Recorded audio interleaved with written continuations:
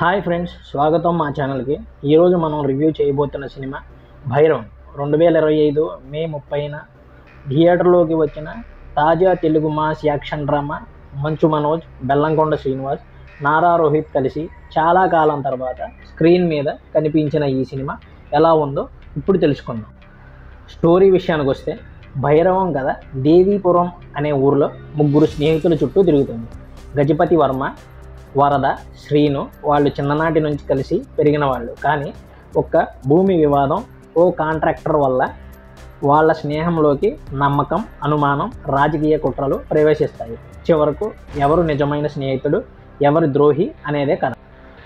ఇంకా పెర్ఫార్మెన్సెస్ విషయానికి వస్తే, మంచు మనోజ్ గజపతిగా చాలా పవర్ఫుల్ లుక్లో కనిపించారు. బెల్లంకొండ శ్రీను ఎమోషనల్ సీన్స్లో అదరగొట్టారు. నారా రోహిత్ పాత్రకు సరైన డెప్త్ ఉంది, కానీ యాక్షన్ సీన్స్లో కాస్త స్లోగా అనిపించాడు. హీరోయిన్లు ఆనంది, దివ్య పిళ్ళై మంచి support characters.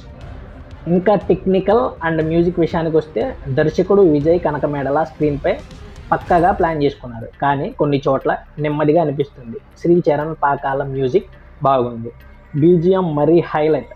Camera work, visuals mass ఆడియన్స్కి బాగా నచ్చేలా ఉన్నాయి.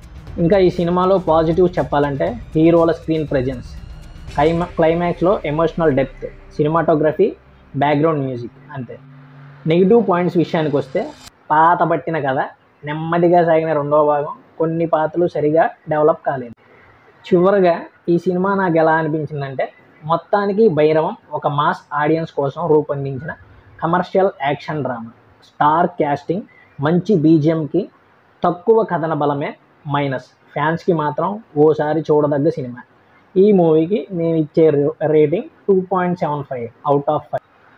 మీరు ఈ సినిమా చూసారా? ఒకవేళ చూసినట్టయితే మీ అభిప్రాయాలు కామెంట్ చేయండి. ఈ రివ్యూ నచ్చితే లైక్ చేయండి, షేర్ చేయండి. ఇంకా ఇలాంటి వీడియోల కోసం మా ఛానల్కి సబ్స్క్రైబ్ చేయండి. మళ్ళీ కలుద్దాం ఇంకో ఇంట్రెస్టింగ్ మూవీ రివ్యూతో. Thank you.